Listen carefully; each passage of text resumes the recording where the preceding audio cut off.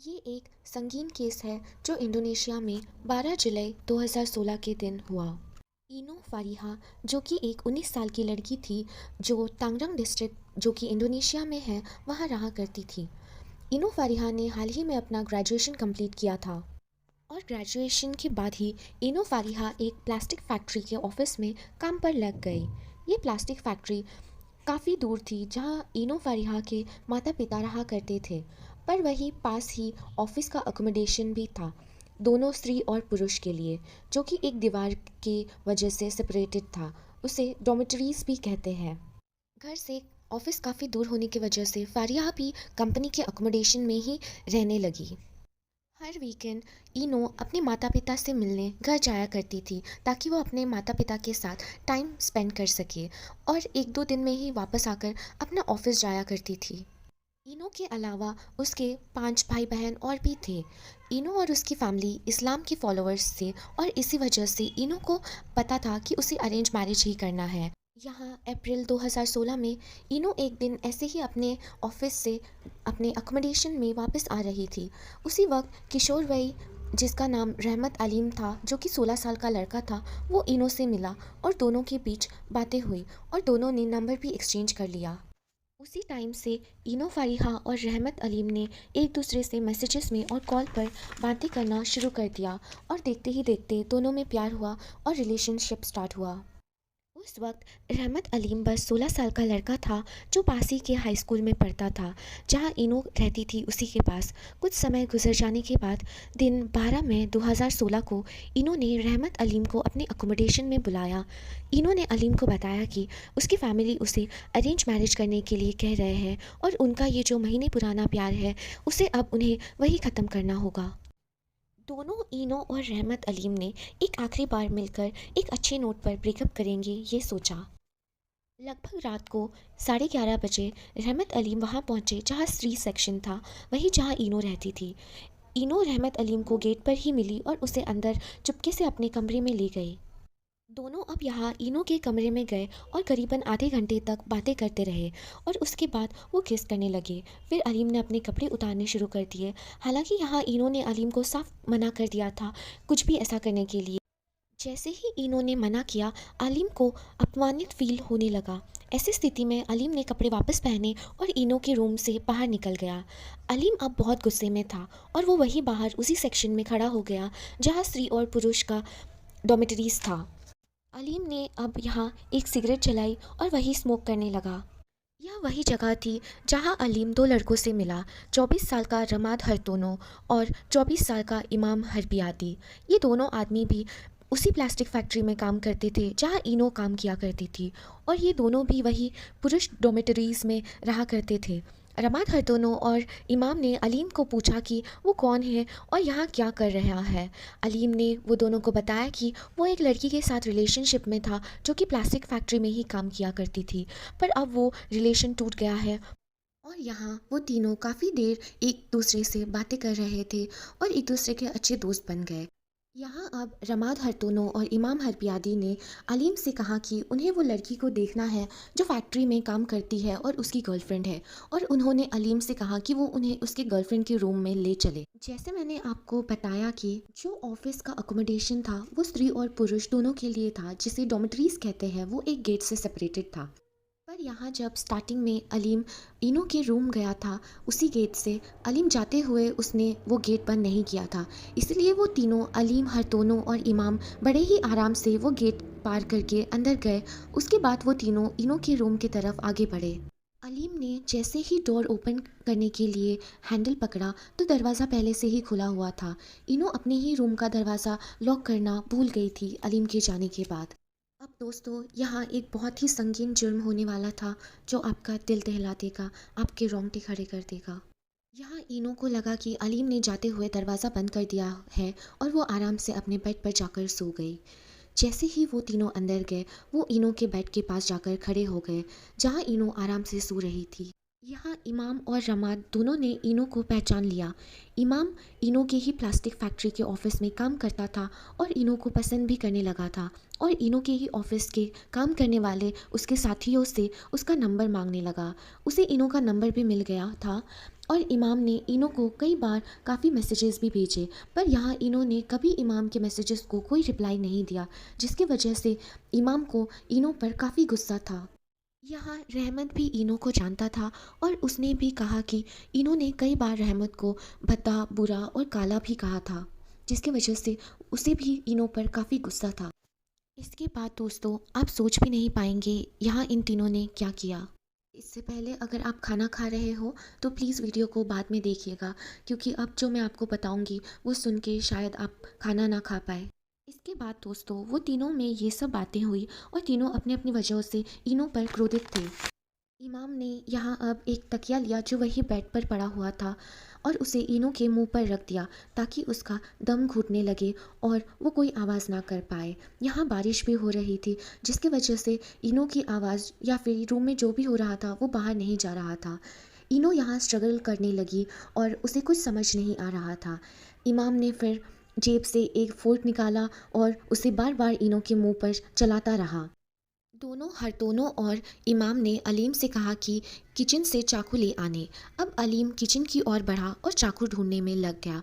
अलीम को यहाँ चाकू नहीं मिला तो अलीम गार्डन एरिया में गया और वहाँ से एक हो, जिसे हम कुल्हाड़ी, कुदाली, कुरपा या फावड़ा कहते हैं, वो लेके अंदर इनो के रूम में आ गया। यहाँ अब इमाम ने अलीम को कहा कि उसके सर पर कुल्हाड़ी मार दो। अलीम ने फिर ऐसा ही किया और इनो को इसी मेटल कुल्हाड़ी से मारा। जैसे ही अलीम ने कुल्हाड़ी इनो के सर पर मारी, इनो ने रेजिस्ट करना छोड़ दिया। शायद वही इनो की मौत हो गई। इसके बाद भी ये राक्षस यही नहीं रुके। इमाम और रहमत दोनों यहाँ इनो के साथ गलत करने लग गए, जहाँ अलीम दरवाजे के पास खड़ा होकर पहरा दे रहा था। यहाँ इमाम और हरतूनों ने इनो के साथ दुष्कर्म करके अलीम को कहा कि अब उसकी टर्न है। जी हाँ दोस्तों, सोचिए दुनिया में ऐसे भी बेरहम लोग रहते हैं। यहाँ अलीम ऐसा नहीं कर पाया। अलीम ने बाद में अपने कन्फेशन में बताया कि जो ब्लड इतना बह रहा था उसकी वजह से वो नहीं कर पाया, पर अलीम को गुस्सा तो था ही, जिसकी वजह से अलीम ने यहाँ इनो के पैरों और चेस्ट पर काटने लगा, जिसकी वजह से इनो के लेफ्ट चेस्ट की स्किन पूरी निकल गई थी। अब ये वो जगह है इस कहानी की जिसने मुझ पे छाप छोड़ दी है, और वो पिक्चर मैं कभी नहीं भूल पाऊँगी, ना ही चाहूँगी कि आप वो कभी देखें। मैं खुद नहीं देख पाई क्योंकि वो इतनी भयंकर और निर्दयी पिक्चर है जो मैं शायद ही कभी भूल पाऊँगी। इसी वजह से मैंने वो फ़ोटोज़ यहाँ दिखाना अप्रोप्रिएट नहीं समझा। अगर आप चाहते हैं तो आप गूगल सर्च करके भी ये फ़ोटो देख सकते हैं या मुझे इंस्टाग्राम पर भी मैसेज कर सकते हैं। मैं आपको इस रिलेटेड सारी जानकारी भेज दूँगी। यहाँ हरतूनों ने वो कुल्हाड़ी पकड़ी और इनो के जेनिटल्स यानी गुप्तांग में डालनी शुरू कर दी और उस कुल्हाड़ी को पीछे से लात मारने लगा, जिसका नतीजा इनो के ऑर्गन्स तक जैसे कि हार्ट और किडनी और काफ़ी कुछ डिसलोकेट हो चुका था। मैंने जो यहाँ फ़ोटो में एक्सरे लगाई है वो इनो की ही है। इसके बाद तीनों एक के बाद एक अपने खून भरे कपड़े और बॉडी बाथरूम जाकर धोने लगे। उसके बाद उन्होंने इनो के पोजेशंस यानी कुछ महंगी चीज़ें और इनो का फ़ोन भी ले लिया। क्राइम सीन से जाने से पहले तीनों अलीम, हरतोनो और इमाम ने इनो के ड्रॉअर से कपड़े निकाले और वो सारे कपड़े उसकी लाश पर डाल दिए ताकि कोई इसे पहचान ना पाए और इसकी स्मेल भी ना आए।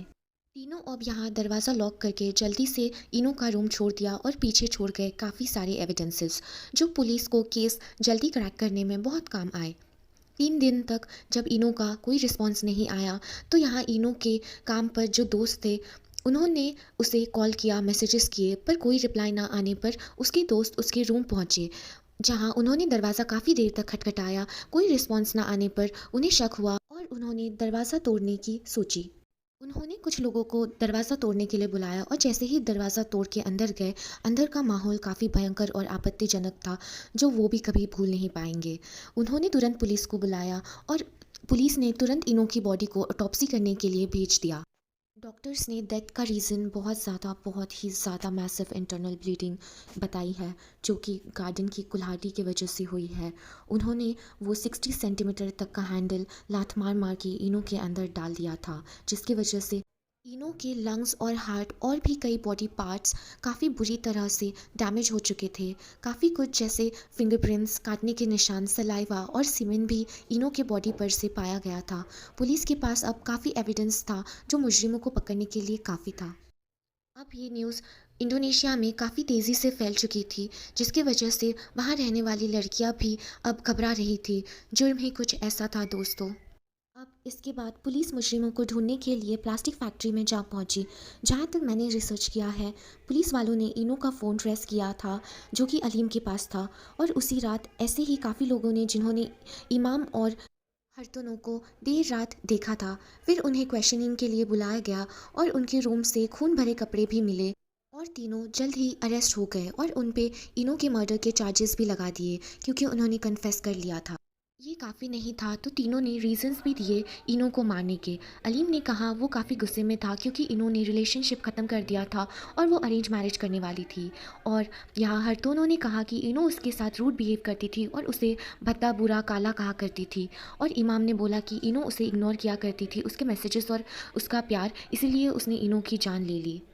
अब यहाँ डीएनए क्राइम सीन से लेके टेस्ट किया गया और तीनों का मैच भी हुआ। तीनों सस्पेक्ट को पहले पुलिस वालों ने सब कुछ री इनैक्ट करने के लिए कहा और क्राइम सीन लेके गए।